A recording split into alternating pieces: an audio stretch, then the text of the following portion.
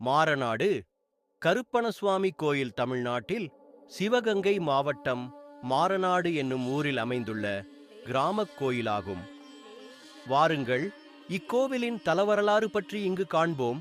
இத்திருக்கோயிலில் உள்ள கருப்பன் மலையாள நாட்டில் இருந்து வந்ததாக கூறப்படுகிறது. மலையாள நாட்டில் இருந்த கருப்பணசாமிக்கு பூசாரி ஒருவர் தினமும் பூஜை வைக்கும்போது ஒரு நாள் தனது குழந்தையை கோயிலுக்கு கூட்டி சென்றார்.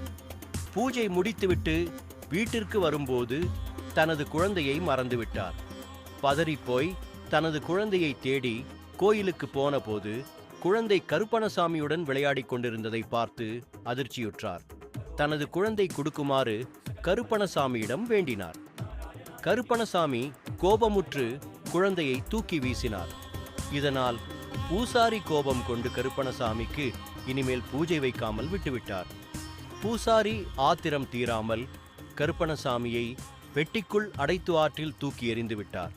அப்போது ஏற்பட்ட வெள்ளத்தால் அந்த பெட்டி மிதந்து வந்து இறுதியாக மாரநாடு கண்மாய்கரையில் ஒதுங்க, அந்த பெட்டியை திறந்த பெண் ஒருத்தியின் மீது கருப்பணசாமி இறங்கி அந்த இடத்தில் கோயில் எழுப்பியதாகவும் இன்றளவும் அந்த பெண்ணின் வாரிசுகளே பூஜை செய்து வருகிறார்கள்.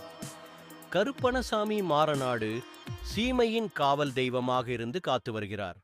இத்திருக்கோயில் மாசி களரி உற்சவம் ஒவ்வொரு ஆண்டும் மாசி மாதம் பெளர்ணமி என்று சிறப்பாக நடக்கும். மாசி களரி அன்று பல்லாயிரக்கணக்கானோர் வந்து கருப்பணசாமியை தரிசனம் செய்து செல்கின்றனர்.